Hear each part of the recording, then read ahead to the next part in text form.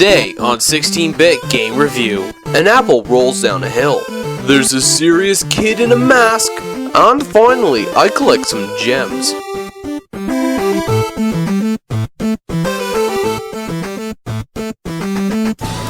Hello and welcome. Now, the PlayStation Vita. This is one of my most favorite portable game systems of all time, with many great games for it.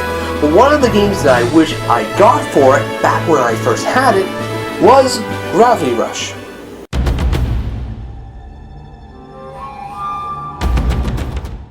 At first glance, I thought this was going to be some sort of cheap JRPG for the Vita. The Vita has tons of JRPGs on there, and I thought this was just another one.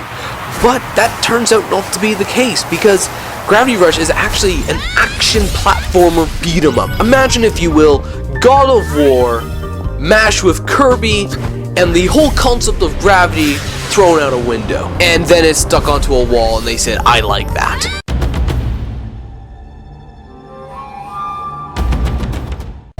Yes, you can, and that's because that's the whole point of Gravity Rush.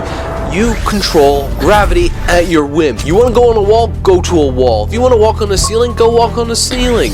If you want to pick things up and throw it, yeah, you can kind of do that as well.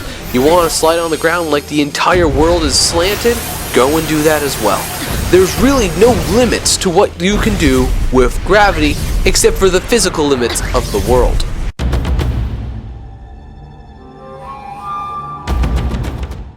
If you have the energy to go from one point to another point of the city, yes, you can. So let's say you see a building in the distance, fly to that building. You see some weird structures on the bottom of the map, go to those structures and see if you can walk on them. Because 9 times out of 10, you can.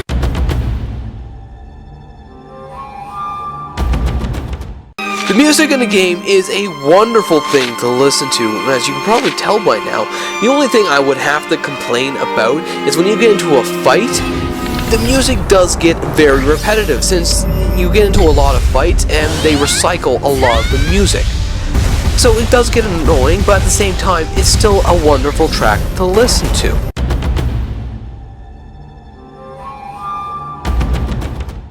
In some games, the story usually is sidetracked to how amazing the gameplay is, and Gravity Rush is no exception. The story is sort of underwhelming for this type of game. I expected something to be a little bit more grandiose, and they explore some really deep concepts in the game about the main protagonist, who is the most interesting character in the world. But it's sort of sidetracked to beat up a bunch of things, go fetch an item, come back, and then beat up some more things. There's stories scattered in the middle, and when you get to see the comics, it's a wonderful read, but at the same time, you're in it for the gameplay.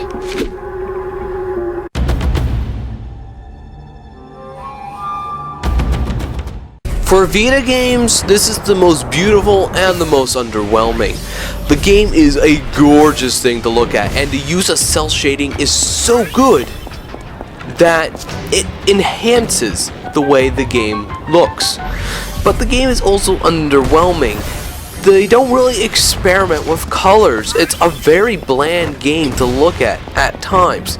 But the rest of the world is such a wonderful thing to look at that it easily makes up for it.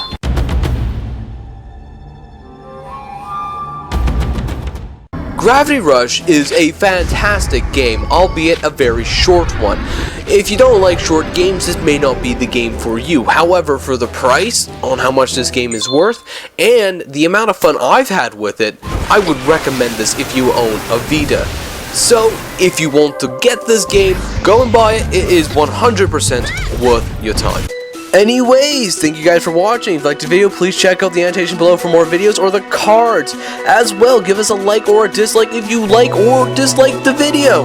And if you have any more feedback or comments you want to leave, please leave them below. We will get back to you. As well, if you want to see more content from us, please subscribe to the channel.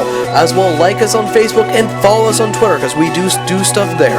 Anyways, thank you for watching.